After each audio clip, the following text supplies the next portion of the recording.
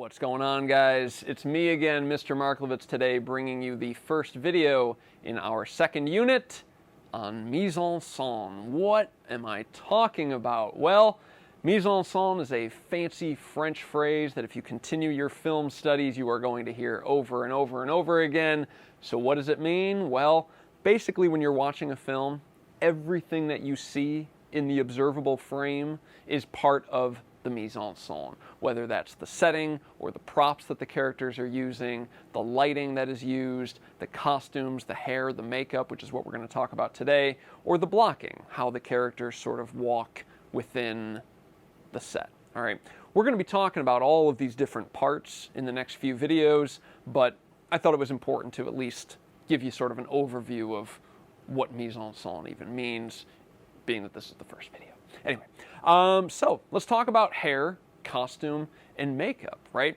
All of these different decisions need to be made well in advance, before cameras ever roll, because the design team and the director, and possibly the screenwriter, are trying to convey information to the audience as to who these characters are, their attitudes on life, their different lifestyles, their social standings, the time and the place in which these characters occupy, and certainly the different styles that these characters have. For example, let's take a look at this clip from Tim Burton's Batman. In this version of Batman, Jack Nicholson's character looks like a comic book character. Again, this is a film based on a comic book, and the design team is trying to reflect that in the film. So his character looks very cartoonish. His makeup is always perfect, except for when it's not. His hair is always well kept. He wears these very colorful, outlandish suits, and all of these elements create a very stylized portrayal of this character. Whereas in Christopher Nolan's The Dark Knight, the Joker, played by Heath Ledger, is trying to look a little bit more realistic, as if he would fit into our world. His makeup looks like he just sort of woke up and slapped it on. Notice the scars on the side of his mouth and how they stand out a lot more than the Jack Nicholson version of the same character. So even though it's the same character, these little differences tell the audience something completely different about the character, okay? And you as the director or the screenwriter or a member of the design team get to decide what kind of message you want to convey to the audience. Are you going for something more realistic, or are you going for something more stylized, right? Neither one is better than the other, okay? They're just different, all right? So keep that in mind. You also can convey time and place with the character's hair, costumes, and makeup. People from the 1500s do not dress the same as people today. People in Southeast Asia do not dress the same as people in Canada, okay? So do your research. I know that sounds crazy, but do your research and figure out, what were people wearing at the time that my story is set? What are people wearing in the place where my film is set, right? And consider all of these differences before, guys, you start filming, okay? In addition to time and place, you can also convey character information. Let's take a look at this clip from My Fair Lady. In the beginning of the film, we see Audrey Hepburn's character, Eliza Doolittle, begging on the streets. Her hair, her makeup, her clothing all sort of suggest that this is somebody of a lower social standing. And then throughout the film, she changes. Her hair changes, her makeup changes, her clothing changes. And all of these different changes tell us that the character is evolving from somebody of a lower social status to somebody of a higher status.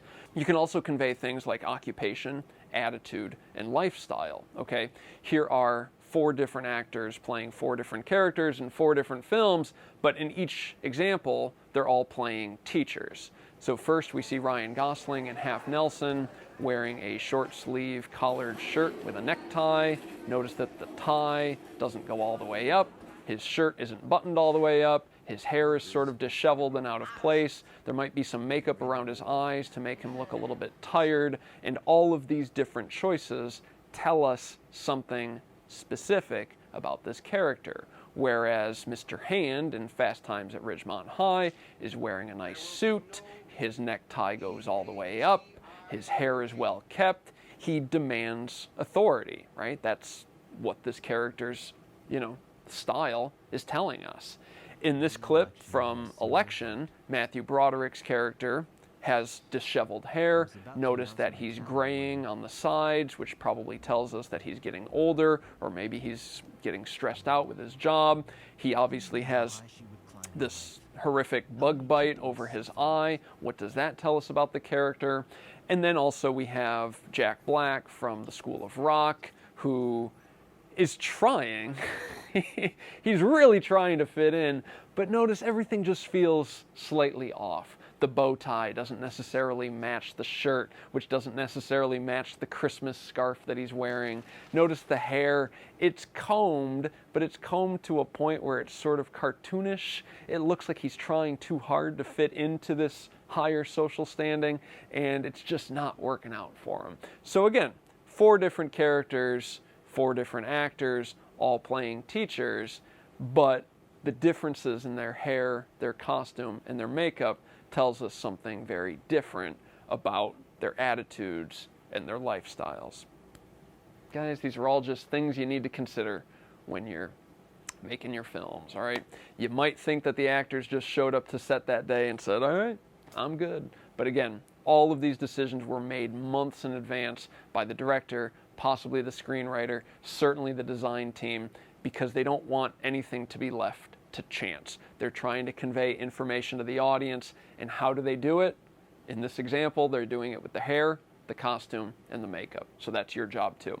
Your lab assignment for this week, I want you guys to choose 3 characters from any film or films and explain how their hair, their costumes, and their makeup contributes to their character. So 3 different characters, 3 pieces of information for each one: hair, costume, makeup, and how does it contribute to their characters. All right. And then this week we are going to watch from 1980 David Lynch's The Elephant Man.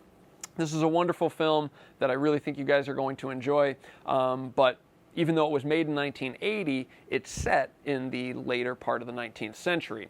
So the characters have to dress in order to reflect that specific time period. It also takes place in London. So how do characters in the late 19th century dress in London? Well, we better figure that out, because we want to make sure that we get it right, because we're trying to create a very realistic, even though it's a David Lynch film, we're trying to create a very realistic sense of what it was like to live in that specific time and place. And this film features a very famous titular character played by John Hurt, who was heavily made up with, a lot of prosthetics. And it was, so good and so convincing that the Academy of Motion Picture Arts and Sciences decided to create a new category honoring Best Makeup for the Academy Awards. Now, it's important to note that this film did not win an Academy Award for Best Makeup, but because, the makeup in this film was so good, the Academy basically had to say, well, I think we better do something for next year, because, because this was good. All right, anyway, check it out, The Elephant Man. There you go, guys. This was Hair, Costumes, and Makeup, Lesson 2.1 on Mise en Scène. Thanks for watching. Email me if you have any questions. Bye!